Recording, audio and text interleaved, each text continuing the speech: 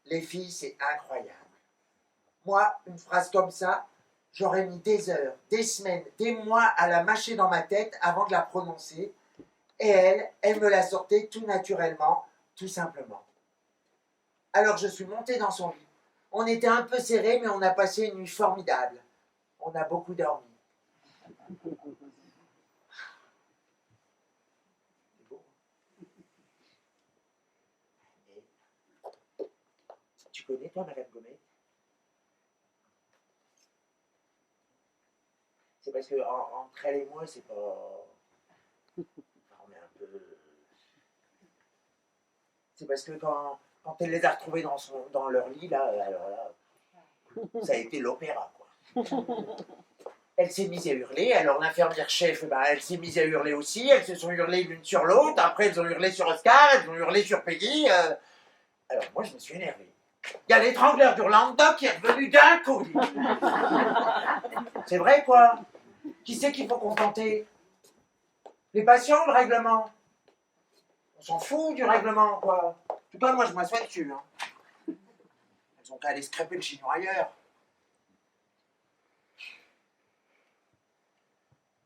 J'ai peut-être été un petit peu dur, hein, mais ça doit pas être facile d'être infirmière chef. Mais peu non plus, hein.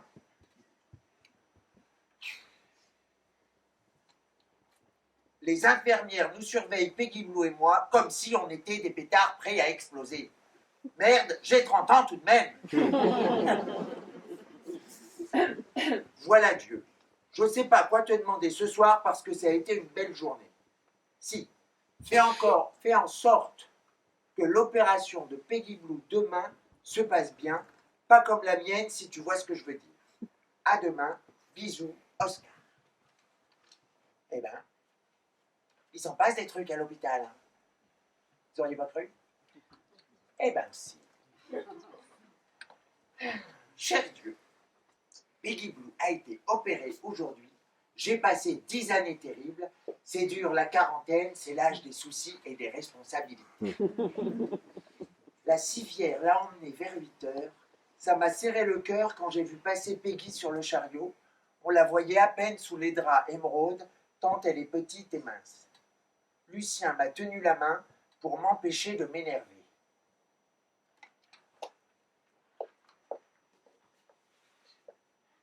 Ça va aller, Oscar. Pourquoi Dieu permet qu'on soit malade? Soit il est méchant, soit il n'est pas bien fortiche. Écoute, Oscar, la maladie, c'est comme la mort. C'est comme ça, c'est pas une punition. Hein. T'en connais beaucoup, toi, des gens qui se réjouissent à l'idée de mourir? Oui. Ah, tiens, ma mère, par exemple. Eh ben, sur son lit de mort, elle souriait de gourmandise. Elle était impatiente de savoir ce qui allait se passer après. Seulement, tu vois, les gens, ils sont plus curieux aujourd'hui. Tiens, prends mon copain, par exemple. Téton Royal. Eh ben, ouais, Téton Royal. Eh ben, à chaque fois qu'il sortait du ring, il disait moi, je m'en fous, je veux pas mourir, j'ai pas signé pour ça. La vie, ça devrait être éternel. Eh ben, il est mort quand même. Hein. Comme tout le monde. Seulement, l'idée de la mort lui avait gâché la vie. Enfin bon, il était con, hein, Téton Royal. Comme un pâté de campagne, tiens. Bah ouais, un pâté de campagne. C'est très courant, c'est habituel.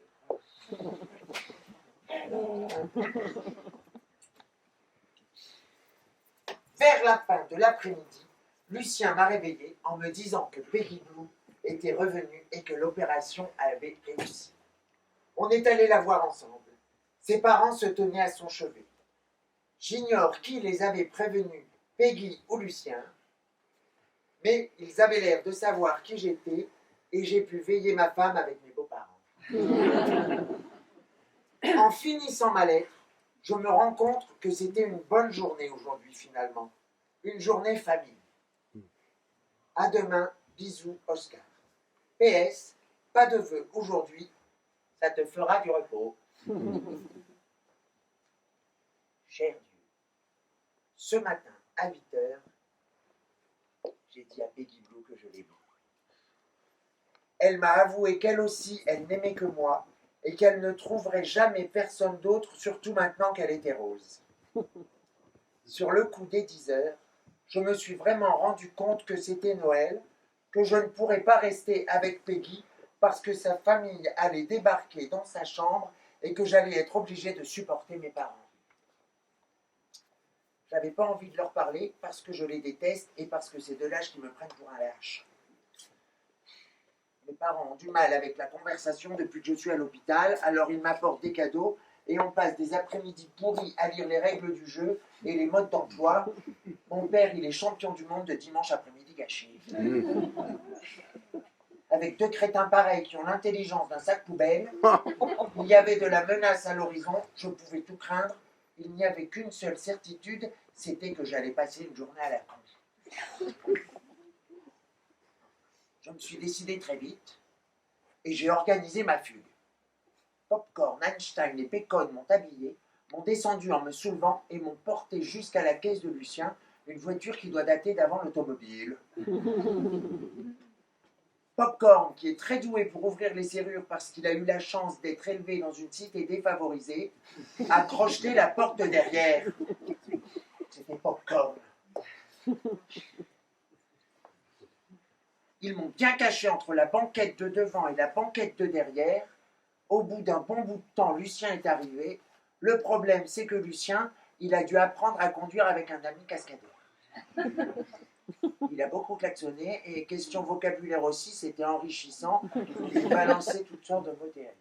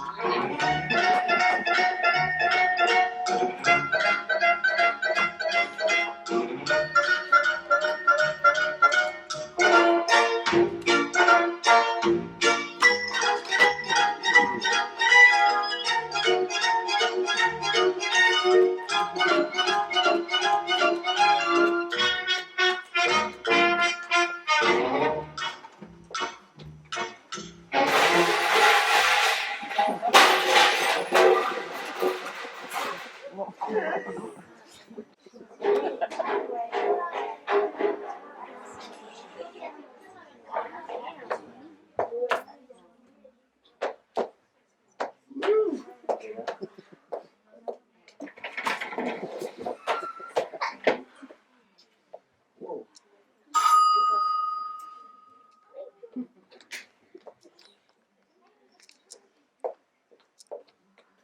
Bah, qu'est-ce que tu fais chez moi, Oscar?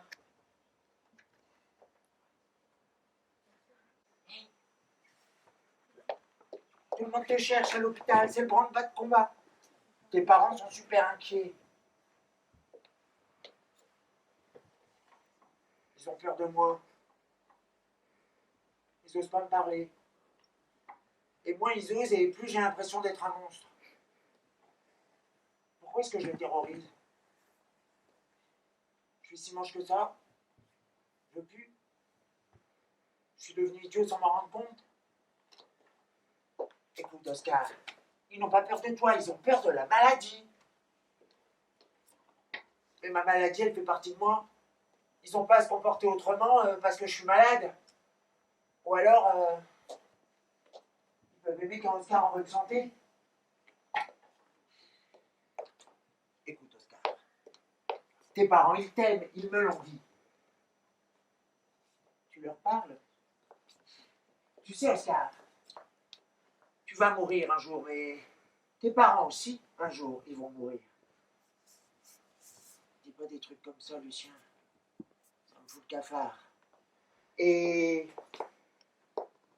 ils vont mourir, mais super inquiets de n'avoir pas pu se réconcilier avec un Oscar qu'ils adoraient. Tu sais, Oscar, bon, tu vas mourir, c'est vrai, mais tes parents vont mourir un jour. Moi, un jour. Vous aussi, hein, un jour. Et tous. Oui, mais quand même, moi, je passe devant.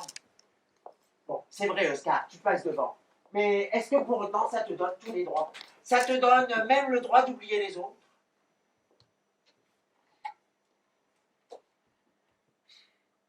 C'est bon, Lucien, j'ai compris.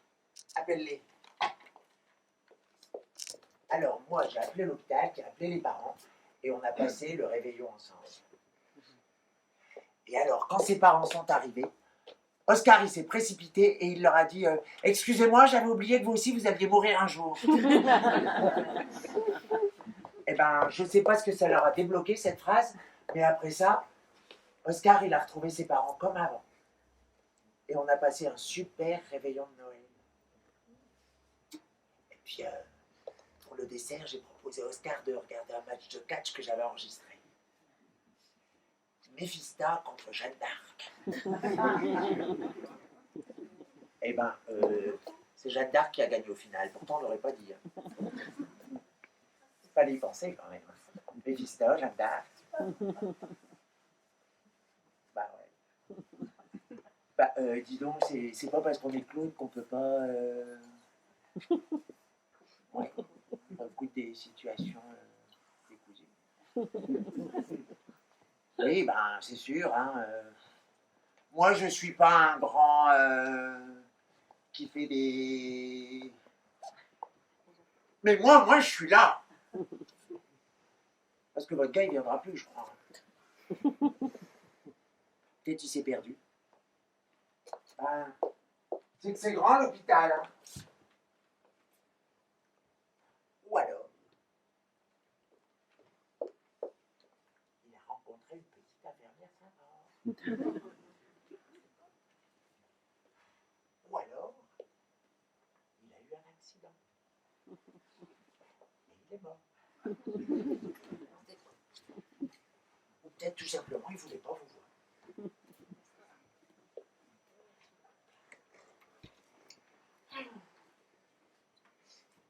Cher Dieu, cher Dieu, cher Dieu, j'ai 60 ans passés et je paie l'addition pour tous les abus que j'ai faits hier soir. Ça n'a pas été la grande forme aujourd'hui. Ça n'a pas été la grande forme aujourd'hui. Ça m'a fait plaisir de revenir chez moi. Ça m'a fait plaisir de revenir. Bah, d'écrire, Virgule.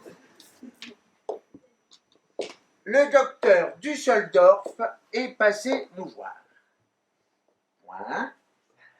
Il traînait son air de chien battu. Il traînait son air de chien battu. Ce qui le rend encore plus expressif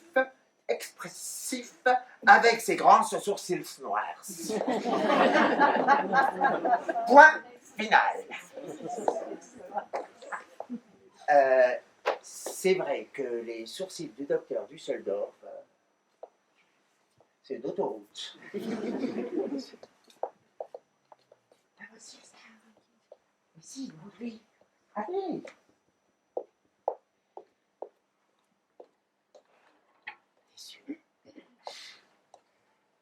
Docteur Düsseldorf, vous vous coiffez les sourcils. Écoutez, docteur Düsseldorf, laissez-moi vous parler franchement. Arrêtez les airs coupables. C'est vrai, quoi. C'est pas de votre faute si vous êtes obligé d'annoncer des mauvaises nouvelles aux gens. Faut vous détendre, hein, vous décontracter. Vous n'êtes pas réparateur, vous êtes seulement Dieu le Père. Faut pas vous donner plus d'importance que vous n'en avez, hein. Sinon vous n'allez pas pouvoir continuer ce métier-là bien longtemps. Regardez déjà la tête que vous avez. Alors là, le docteur Düsseldorf, il a fait un sourire.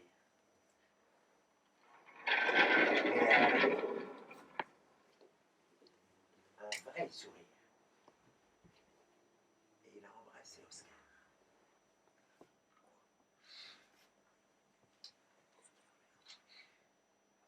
Cher Dieu, aujourd'hui, j'ai eu de 70 à 80 ans. Peggy Blue est partie. Elle est rentrée chez ses parents. Je ne suis pas idiot. Je sais très bien que je ne la reverrai plus jamais. Je ne t'écrirai pas plus parce qu'aujourd'hui, je suis trop triste. On a passé notre vie ensemble avec Peggy. Et maintenant, je me retrouve seul, chauve, ramolli et fatigué dans mon lit. C'est moche de vieillir. Aujourd'hui, je ne t'aime plus. Oscar.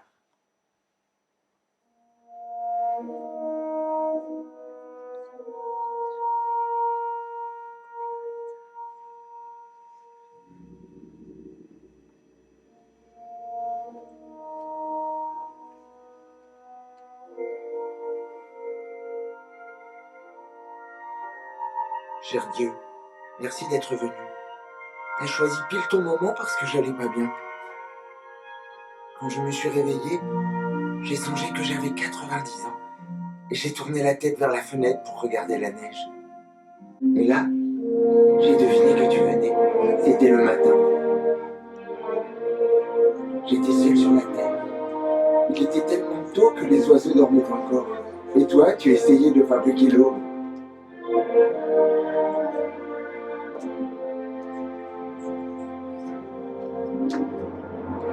Tu avais du mal, mais tu insistais. Le ciel pâlissait. Tu gonflais les airs de blanc, de gris, de bleu. Tu repoussais la nuit, tu ravivais le monde. Tu n'arrêtais pas. Je contemplais la lumière, les couleurs, les arbres, les oiseaux, les animaux. Je sentais l'air passer dans mes narines et me faire respirer. Je me trouvais vivant. Je frissonnais de pure joie.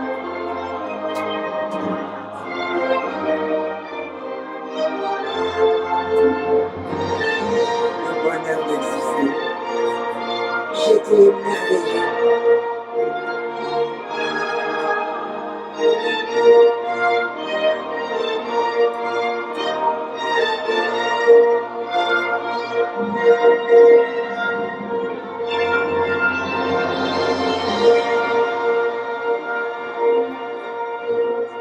J'ai compris que tu étais là, que tu me disais ton secret.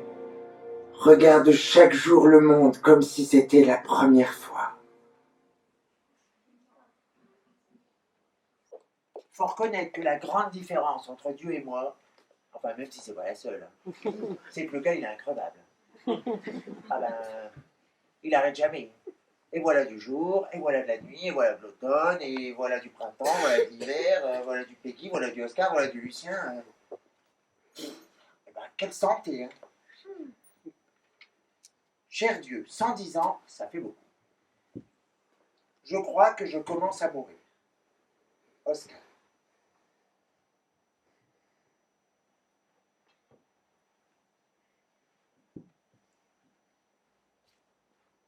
Oscar. Oscar, ça fait des heures que je te cherche. On va encore se faire engueuler par Madame Comète. Oscar!